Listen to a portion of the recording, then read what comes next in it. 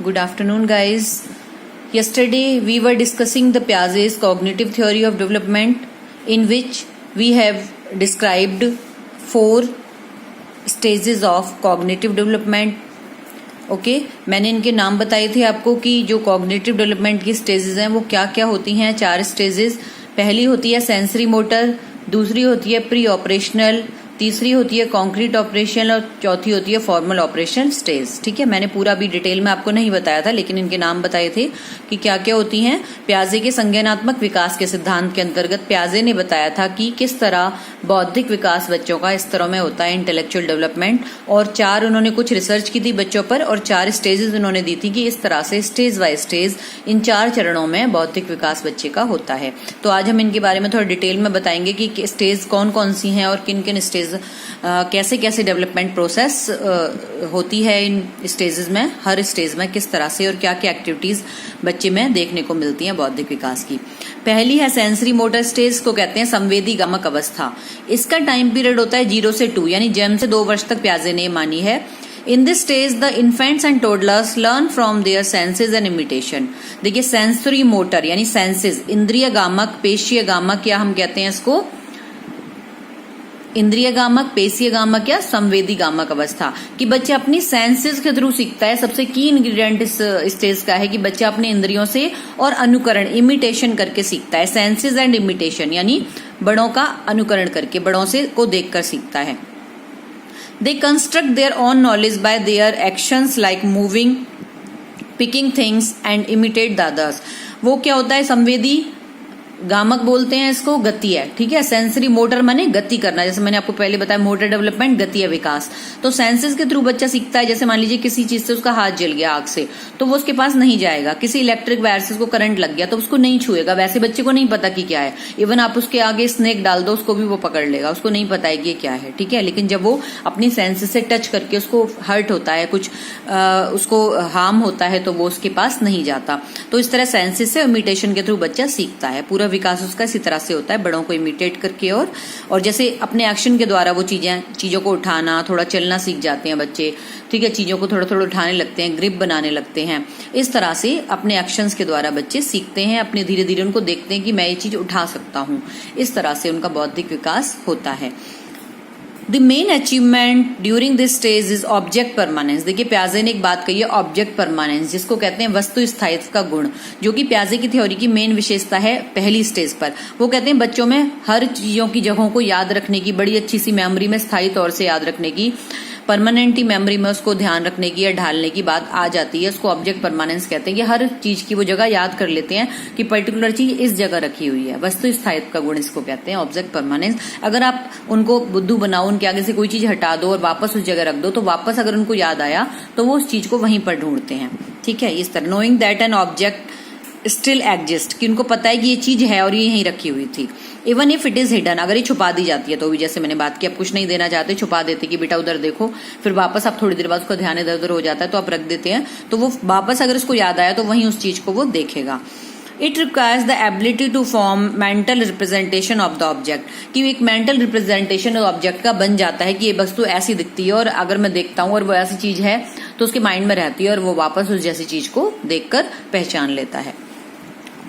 Second stage प्याजे ने बताई है प्री ऑपरेशनल स्टेज, जो 2 से 7 वर्ष तक इसका टाइम माना गया है। ड्यूरिंग दिस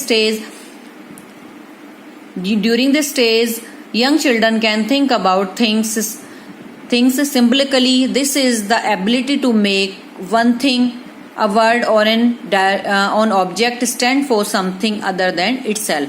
देखिए प्री ऑपरेशनल स्टेज बच्चा थोड़ा सा बड़ा होता है, वो संख्याओं, मात्राओं, थोड़ा नंबरिंग वगैरह सीख जाता है, बहुत ज्यादा नहीं, थोड़ा थोड़ा, यानी मात्राओं का ज्ञान उसको हो जाता है, बहुत ज्यादा नहीं। जैसे मान लीजिए आप उसके सामने 2 ग्लास रखते हो, एक नैरो एक डीप है, तो वो ये नहीं पता लगा पाता कि इसमें ज्यादा लिक्विड होगा, तो वो थोड़ा सा चीजों को ऊपर ऊपर से सीख जाता है। लेकिन उसमें क्या होता है, सेल्फ सेंटर्ड होता है, आत्म केंद्रित होता है, अपनी चीजें शेयर नहीं करता, अपने में ही रहता है। और सिंबलिकली यानी किसी भी चीज को, प्रतीक को, इमेजेस को, प्रतीक को, चिन्हों के माध्यम से, हर चीज के चिन्ह बना के वो चीजों को याद रखता है, चाहे कोई ऑब्जेक्ट हो, चाहे कोई वर्ड हो। ठीक है, जैसे आप कुछ बोलते हैं तो बोलना भी हम बच्चे को ऐसे सिखाते हैं, एक एक करके, एक एक वर्ड करके, कुछ चिन्ह, कुछ पर्टिकुलर इंडिकेशन बनाकर।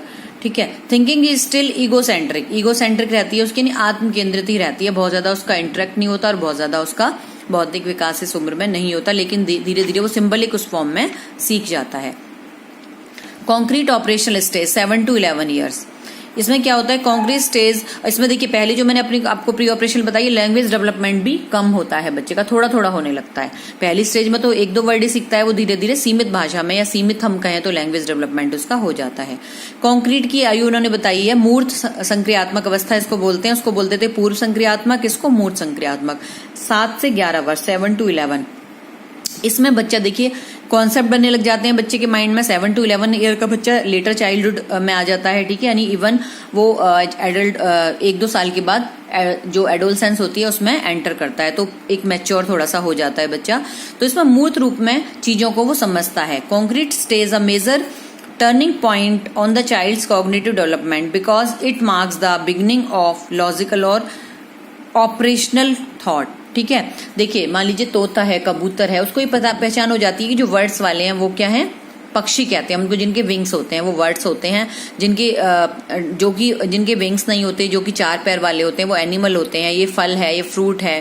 पहले उसको आप एक एक करके कोई भी चीज दिखाएंगे, फल फ्रूट उसको नहीं पता, उसके नाम से वो जानेगा, फिर धीरे धीरे उसके माइंड में जिन चीजों को वो देखता है, जिनका शेप साइज जो उसके सामने प्रत्यक्ष है, उनके उसके सामने कॉन्सेप्ट बनते जाते हैं। फिर अगर आप कहोगे कि मैंगो वेजिटेबल है तो वो नहीं मानेगा, वो आर्ग्यू करेगा नहीं मैंगो तो फ्रूट है, बनाना तो फ्रूट है। ऐसी vegetable carrot, radish, potato, tomato, ये सब क्या है वेजिटेबल। तो कैटेगराइजेशन या एक आप कह सकते हैं क्लासिफिकेशन करना वो सीख जाता है, इसी को कॉन्सेप्ट फॉर्मेशन कहते हैं। कॉन्सेप्ट फॉर्मेशन की स्टेज है, लेकिन ये ध्यान रखना है कॉन्क्रीट, हर चीज कॉन्क्रीट फॉर्म में हुई है।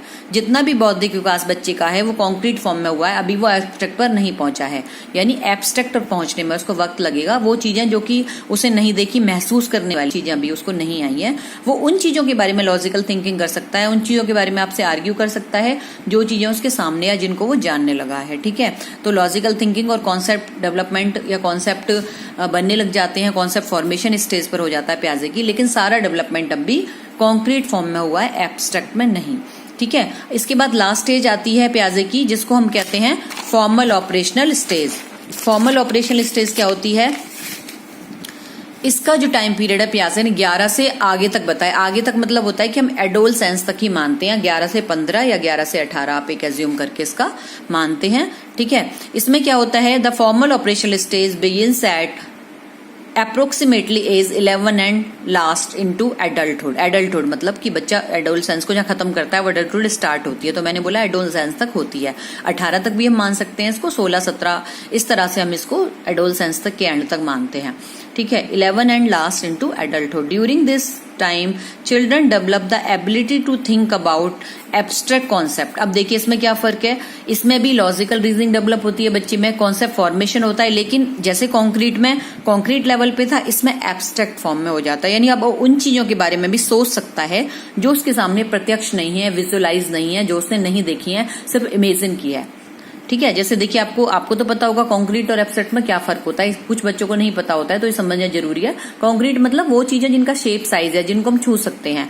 एब्स्ट्रैक्ट मीन जैसे सुंदरता है, इंटेलिजेंस है, वो हमने नहीं देखी। आपका इंटेलिजेंस का कोई रंग रूप होता है, नहीं, हमने नहीं देखी, आकार प्रकार नहीं होता, लेकिन अगर कोई अच्छे से काम करते हैं कुशलता से, हम कहते हैं बड़ा इंटेलिजेंट है। कोई आप क्वेरी का आंसर करते हो, बड़े इंटेलिजेंट है, ठीक है। सुंदरता मीन्स बहुत अच्छा लगा हमें किसी को देखकर, किसी चीज को, किसी वस्तु को, किसी व्यक्ति को, तो ये केवल महसूस की जाती है, एब्स्ट्रैक्ट चीजें होती हैं, ठीक है। तो एब्स्ट्रैक्ट चीजें जिनके बारे में उसको नहीं विजुअलाइज है, तो भी आप कहोगे बेटा वो क्या है, तो इन चीजों को वो समझकर उसके बारे में आपको बता सकता है, लिख सकता है, ठीक है। तो इस फॉर्म में बच्चे का जो एब्स्ट्रैक्ट इंटेलेक्चुअल डेवलपमेंट है वो शुरू हो जाता है। तो इस तरह प्याजे ने 4 स्टेज में बताई हैं। इसके अलावा कुछ प्याजे ने कुछ टर्म बताई हैं जिनको नेक्स्ट क्लास में मैं आपको बताऊंगी। 3 जो बेसिक की पॉइंट है प्याजे की थ्योरी के, इसको कहते हैं एसिमिलेशन, एकोमोडेशन और स्कीमा। ये 3 भी बहुत महत्वपूर्ण है, ये भी नहीं स्टेज बाय स्टेज बच्चे के चलते रहते हैं, जो मैंने आपको 4 स्टेज बताई हैं। इनके साथ साथ मैंने आपको इसलिए नहीं बताया कि ताकि आपको पहले 4 स्टेजेस क्लियर हो जाएं, थोड़ा आप कंफ्यूज ना हो। तो ये जो 3 माइलस्टोन प्याजे की थ्योरी के हैं, जो कि इस प्रोसेस में साथ साथ चलते हैं स्टेजेस में या इंटेलेक्चुअल डेवलपमेंट में, वो मैं आपको कल बताऊंगी कि वो क्या क्या होते हैं, ठीक है। तो ये 4 स्टेज हैं, आपको अच्छे से इनका एज जो ग्रुप है वो याद रखना है, और क्या क्या चीजें स्टेज में होती हैं। आपको बहुत ज्यादा बुक में आप कितना भी उसमें बुक से स्टडी कीजिए, लेकिन बहुत ज्यादा रीड करने की जरूरत नहीं है। अगर आपने इनकी पॉइंट्स को पढ़ लिया जो मैंने अभी बताए हैं, तो आपको हर स्टेज क्लियर हो जाएगी। ठीक है, तो कल हम डिस्कस करेंगे पियाजे की थ्योरी से रिलेटेड कुछ और टर्म्स।